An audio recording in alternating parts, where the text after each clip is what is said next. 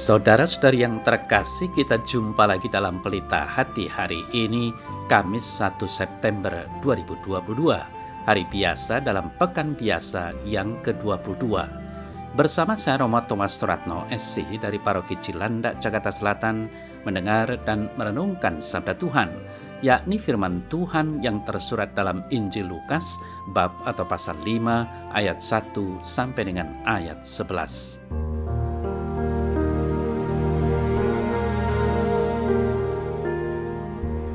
Pada suatu ketika, Yesus berdiri di pantai Danau Genesaret.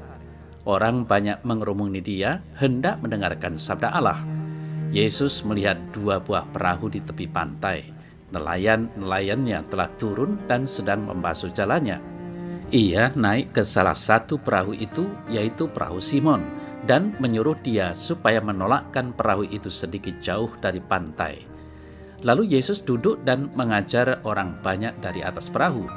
Selesai berbicara, ia berkata kepada Simon, "Bertolaklah ke tempat yang dalam dan tebarkanlah jalamu untuk menangkap ikan." Simon menjawab, "Guru, telah sepanjang malam kami bekerja keras dan kami tidak menangkap apa-apa. Tetapi karena engkau menyuruhnya, aku akan menebarkan jala juga." Dan setelah mereka melakukannya, mereka menangkap sejumlah besar ikan, sehingga jala mereka mulai koyak.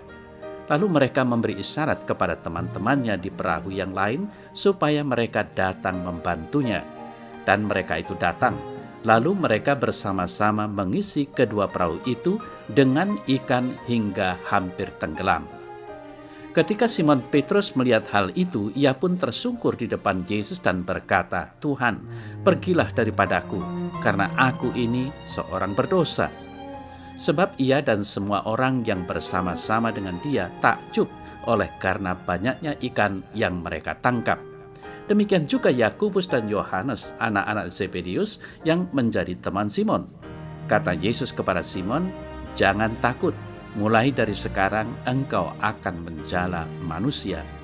Dan sesudah mereka menghela perahu-perahunya ke darat, mereka pun meninggalkan segala sesuatu, lalu mengikuti Yesus.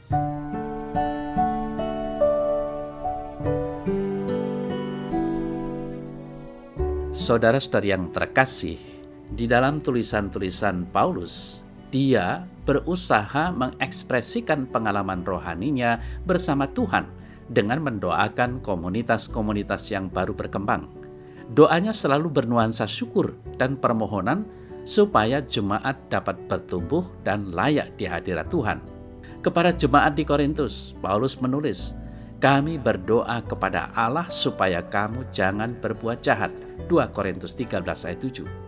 Di surat yang lain, Paulus menulis, "Siang dan malam kami berdoa sungguh-sungguh supaya kita bertemu muka dengan muka dan menambahkan apa yang masih kurang di dalam imanmu." 1 Tesalonika 3 ayat 10. Saudara-saudari yang terkasih, semua doa dan harapan dari Paulus itu sebenarnya dapat menghantar kita semua untuk berduk in altum, atau bertolak ke tempat yang lebih dalam di dalam membangun relasi dengan Tuhan Yesus, sehingga dapat memperoleh penebusan yang berlimpah. Yesus mulai tenar atau bahkan populer dengan sabda dan karyanya. Banyak orang berbondong-bondong mengikutinya untuk mendengar sabda dan mengalami karyanya. Pada suatu kesempatan, ia berada di pantai Danau Galilea dan berjumpa dengan para nelayan, di antaranya adalah Simon. Ia menyuruhnya untuk menolakkan perahu sedikit jauh dari pantai. Suara Yesus dapat didengar dengan jelas karena dapat dipantulkan dengan sempurna oleh air Danau Galilea. Setting tempat pewartaan Yesus juga menarik, yakni perahu yang nantinya dapat menjadi simbol gereja. Yesus selalu ada di dalam gerejanya, mengajar dan meneguhkan umatnya. Saudara-saudari yang terkasih, setelah berbicara, Yesus meminta Simon untuk menolakkan perahu ke tempat yang lebih dalam, atau dengan kata lain, duk in altum, untuk menebarkan jala dan menangkap ikan. Simon sebagai nelayan lebih tahu keadaan alam karena pengalaman manusiawinya, mengatakan bahwa telah semalaman mereka tidak dapat menangkap apa-apa. Namun ia mengikuti kehendak Yesus untuk menebarkan jala juga. Mereka berhasil menangkap banyak ikan sehingga jala mereka mulai koyak. Simon merasa dirinya tidak sempurna karena sebelumnya menyaksikan perkataan Yesus untuk berduk in altum. Kini memohon pengampunan kepada Yesus. Selain Simon, sahabat-sahabatnya yakni Yakobus dan Yohanes sebagai anak-anak Zebedius juga ada di pantai itu. Yesus berkata kepada Simon, "Jangan takut, mulai sekarang engkau akan menjala manusia."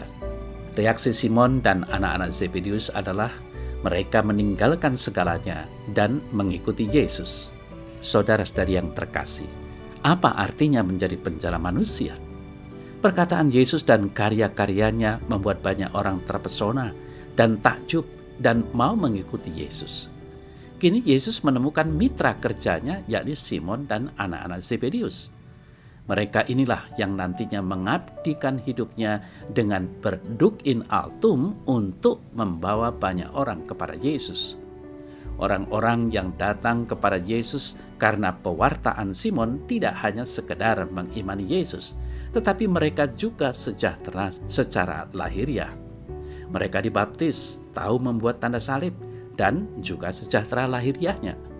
Jadi umat Allah haruslah sejahtera lahir dan batin untuk mengikuti Yesus. Maka dari awal, Yesus sudah mengingatkan tentang memberdayakan manusia untuk sejahtera lahir dan batin di hadirat-Nya.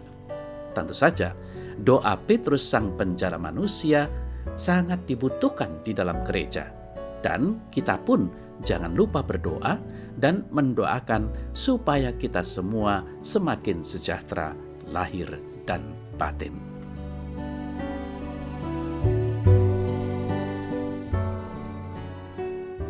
Dalam nama Bapa dan Putra dan Roh Kudus. Amin. Ya Tuhan, aku bersyukur atas segala anugerah yang Engkau berikan kepadaku pada hari ini. Bantulah aku agar dapat ikut mengambil bagian dalam pewartaan dan sekaligus sebagai penjala manusia. Amin.